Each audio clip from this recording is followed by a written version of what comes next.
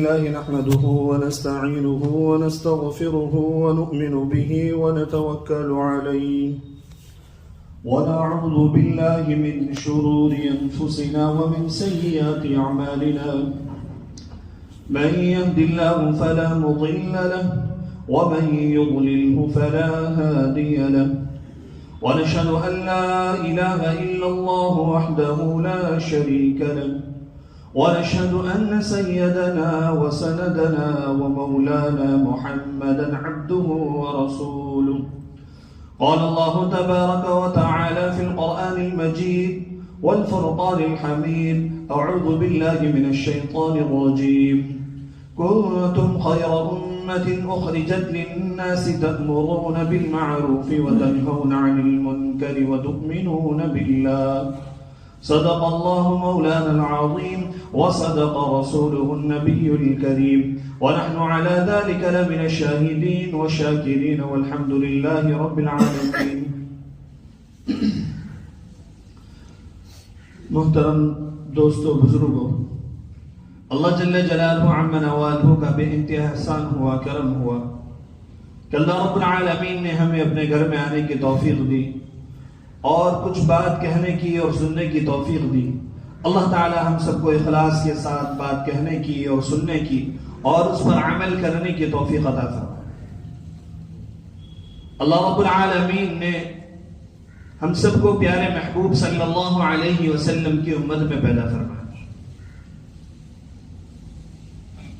کہ پہلے امتوں میں اللہ پیدا کر دیتے لیکن بغیر مانگے اللہ نے اس امت میں پیدا کیا،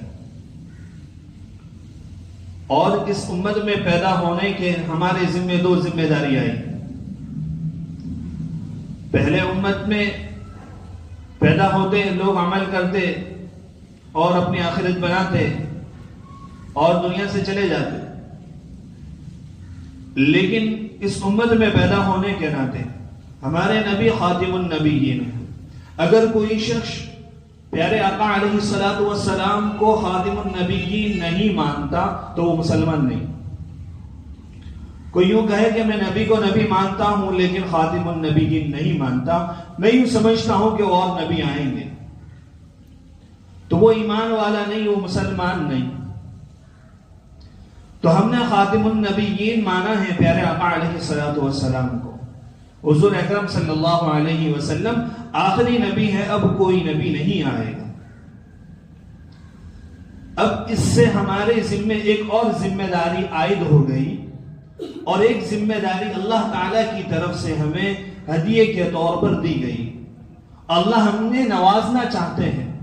پہلے اللہ تعالیٰ نبیوں کو جس کام کے لیے مبعوث فرماتے تھے، نبیوں کو جس کام کے لیے بھیجتے تھے، اس ذمہ داری کو پیارے نبی صلی اللہ علیہ وسلم کے صدقے توفیل میں، آقا کے تحفے میں، آقا کی طرف سے وسیلے میں ہمیں سمجھو کہ یہ کام ملا ہے، ہمیں یہ ذمہ داری ملی ہے کہ وہ عظیم ذمہ داری جس کے بارے میں قرآن میں فرمایا کنتم خیر امت اخرجت للناس تأمرون بالمعروف وتنہون عن المنکر وتؤمنون باللہ. تم بہترین امت ہو، تم لوگوں کی نفع رسانی کے لیے نکالی گئی، تم لوگوں کو بھلی بات کا حکم کرتی ہو، بری بات سے روکتی ہو اور اللہ پر ایمان رکھتی ہو. کہ تعریف فرمائی اس امت کی کس وجہ سے؟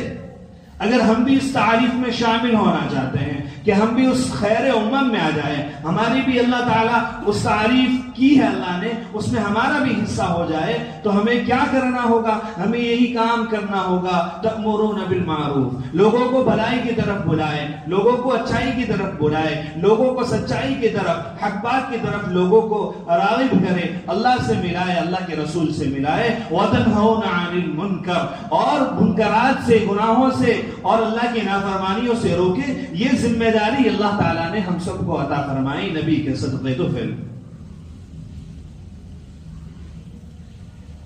تو اسی لیے یہ امت آئی ہے آخر میں، لیکن جنت میں سب سے اول جائے گی، سب سے پہلے جائے گی.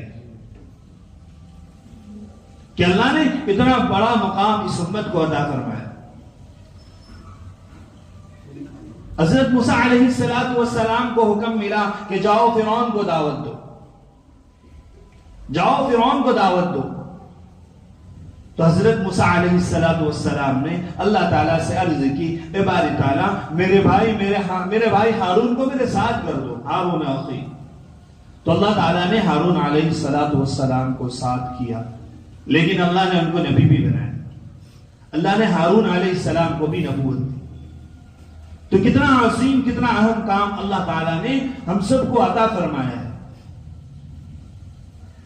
اور فرمایا، حدیث پاک کا خلاصہ ہے، پیارا آقا فرماتے ہیں کہ اگر کوئی برائی ہوتے ہوئے دیکھو تو اعلیٰ ایمان یہ ہے، بڑا برتر ایمان، مضبوط ایمان یہ ہے کہ اس کو ہاتھ سے روکو، اسے روک دو۔ اور اگر اتنی طاقت نہیں ہے ہمارے میں تو ہم اس کو زبان سے روکیں، فَإِن لَمْ يَسْتَطِعْ فَبِلِسَانِهِ، کہ ہم اس کو زبان سے روکیں، یہ غلط ہو رہا ہے، یہ نہیں کرو۔ اور اگر اتنی بھی طاقت ہم میں نہیں تو کیا کریں؟ دل میں برا سمجھیں، وَذَلِكَ أَضْعَفُ الْإِيمَانِ، یہ لیکن ایمان کا ضعیف درجہ ہے کہ کتنے کام ہمارے سامنے ایسے ہو رہے ہیں کہ ہم روک سکتے ہیں لیکن نہیں روکتے، وہ جانے اس کا کام جانے۔ تو ہمارے ذمہ وہ کام نہیں کہ بھئی وہ جس کا کرے میں میرا کروں، میرے بچے عبادت کریں گے تو ان کا بھلا ہوگا، نہیں کریں گے تو ان کا برا ہوگا، ہم یوں سمجھ بیٹھے اور چھوڑ دے ان کے حال پر، تو یہ نہیں چلے گا۔ ہاں اگر ہمارے کہنے کے بعد، ہمارے سمجھانے کے بعد اگر وہ منع کرے تو پھر ان کی ذمہ داری ہے، لیکن ہم پر حق بنتا ہے کہ جو طریقہ سمجھانے کا اعلیٰ سے اعلیٰ ہو اس طریقے سے سمجھایا جائے۔ ایک تو یہ بھائی نماز پڑھ لے، اے نماز پڑھ ورنہ تیری دھلائی کرو، نہیں، اعلیٰ طریقہ، افضل طریقہ، پیار محبت سے، اور اس کو دین کی طرف لانے کے لیے، اس کو سیدھے راہ میں جو ہے کیسے سیدھے راستے پر چلے، کیسے صراط مستقیم پر چلے، اس کے لیے اس کی تربیت میں یہ ہے کہ ہمیں خود کو چل کر دکھانا ہوگا، صرف سمجھا دینے سے نہیں ہو جائے۔ باپ بیٹے کو سمجھاتا ہے، بیٹا سچ بولنے کا، جھوٹ نہیں بولنے کا، اور باپ بات کر رہے ہیں فون پہ، ہاں ابھی میں نکل گیا، گھر میں بیٹھا ہے، اور بچے پہ کیا اثر ہوگا؟ بچے پر اس کا اثر نہیں ہوگا، کیونکہ بچہ اپنے والد کو دیکھتا ہے، اپنے باپ کو دیکھتا ہے کہ میرا باپ کیا کر رہا ہے، تو وہی اس کے اندر بھی اعمال ٹرانسفر کہ باپ جھوٹ بول رہا ہے اور بچے کو تلقین کر رہا ہے، سمجھا رہا ہے کہ بیٹا جھوٹ نہیں بولنے کا۔ تو آپ نے حضرت یہ کیا کیا تو عملی نمونہ بچے چاہتے ہیں، عملی نمونہ ہمیں سامنے دینا ہوگا کہ صحابہ کرام کو دیکھ کر لوگ ایمان لاتے تھے، صحابہ کے بیان نہیں ہوتے تھے، ان کی تقریریں سن کر ایمان نہیں لاتے تھے، ان کے اخلاق دیکھ کر عملی نمونہ، عملی زندگی بنے ہوئے تھے کہ اخلاق، ان کے اطوار، ان کے طریقے، ان کا بات کرنے کا انداز، ان کا سننے کا انداز، ان کا تجارت کرنے کا انداز، ان کا رہن سہن، وہ گھر میں کیسے رہتے ہیں، وہ باہر کیسے رہتے ہیں، ان کی باہر والی زندگی، اندر والی، کھاتے کیسے ہیں، پیتے، پوری زندگی کو لوگوں نے دیکھا، غور کیا، تب اسلام لے آئے، لوگ ایمان لے آئے۔ تو ہمیں عملی نمونہ بن کر دکھانا ہوگا کہ عملی نمونہ ہم کیسے پیش کریں گے۔ اسی کے لیے اللہ تعالیٰ نے بہترین راستہ اور آسان طریقہ ہمیں عطا فرمایا، اور اللہ تعالیٰ نے اس دعوت و تبلیغ کے کام کو اللہ نے ہمارے دور میں چلایا۔ یہ اللہ کا بہت احسان ہے، کیونکہ عملی زندگی سکھائی جاتی ہے کہ عمل کر کے دکھایا جاتا ہے کہ اللہ کے راہ میں نکلے 4 مہینے کے لیے، چلے کے لیے، 3 دن کے لیے، پریکٹیکل کی طور پر جو ہے دکھایا جاتا ہے کہ کیسے کرنا، نماز ایسے پڑھنا ہے، اور سچ بولنا ہے، جھوٹ نہیں بولنا، کیسے سچ بولتے ہیں، کیسے جھوٹ سے بچنا ہے، دھوکہ نہیں دینا، یہ ساری طریقے اور ساری چیزیں سکھائی جاتی ہیں۔ لوگ کہتے ہیں کہ گھروں سے دور کیوں کرتے ہو تم؟ تو یہ گھروں سے دور نہیں کرتے، بلکہ گھر میں رہنا آ جاوے اسی لیے دور کرتے۔ کسی سے ہم نے اس کی ٹوٹی ہوئی چیز لی، بھئی کسی سے موبائل لے لیا، پھر ٹوٹا ہوا موبائل ہے اور چھین لیا ہم نے، اور اس کو اچھی طریقے سے بنا کے دیا، تو وہ پہلے تو جو ہے خوف میں آ جائے گا، کیا کرا بھئی میرا موبائل کیوں لے لیا؟ لیکن موبائل لیا اس لیے تھا کہ تجھے بنا کے دے، تجھے اور اچھا کر کے دے. تو یہ راہ میں بھیجنے کا مقصد اور اللہ کے راستے میں نکالنے کا مقصد کیا ہے کہ ہمیں گھر میں رہنا چاہیے، ہمیں گھر میں رہنا آ جاوے، ہماری زندگی، ہماری دنیا اور آخرت سنور جاوے، کہ جس مقصد کے لیے اللہ تعالیٰ نے اس انسان کو پیدا کیا ہے وہ مقصد کو سمجھ جائے.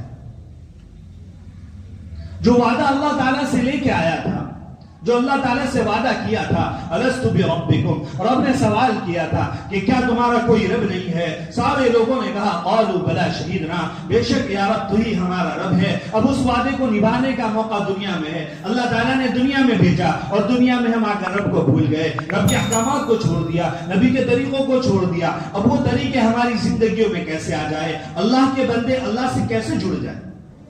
اس فکر کا نام دعوت و تبلیغ کے محنت.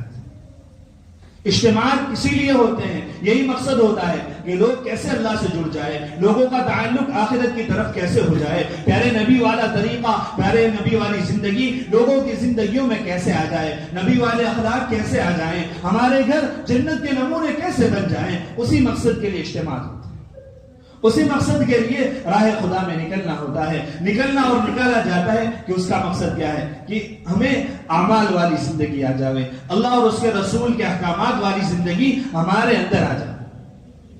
اسی مقصد کے خاطر الحمدللہ 14، 15 اور 16 کو اجتماع اپنے سویرا ہوٹل کے سامنے کی طرف اندر نابینا مدرسہ ہے وہاں پر رکھا گیا ہے. کل شام سے شروع ہوگا، تو اس میں ہم اپنی ذمہ داری سمجھ کر خود تو شریک ہونا ہی ہے اور آج سے ابھی سے دعوت چلانی شروع کر دینی ہے. اگر ہمارے کہنے سے، ہمارے کسی کو سمجھانے سے وہ بندہ وہاں پہنچ گیا اور اللہ والوں کی دعائیں ہوتی ہے، اللہ والوں کی باتیں ہوتی ہے، کسی کی بات کو سن لیا، اس نے اپنی زندگی کو بدل لیا، تو میرے اور آپ کی آخرت کے لیے کافی ہو جائے. غالباً حضرت علی کا قول ہے کہ اگر تیرے کہنے سننے سے اگر کسی کی زندگی راہ راست پر آ گئی تو تیری نجات کے لیے کافی ہے. تو ہم چاہتے ہیں کہ ہماری دنیا بھی بن جائے اور آخرت بھی بن جائے، تو اسی لیے اللہ کے راستے میں لوگوں کو نکالے اور اجتماع کی خوب دعوت چلائے. اللہ تعالیٰ کہنے سننے سے عمل کی توفیق عطا فرمائے. سنت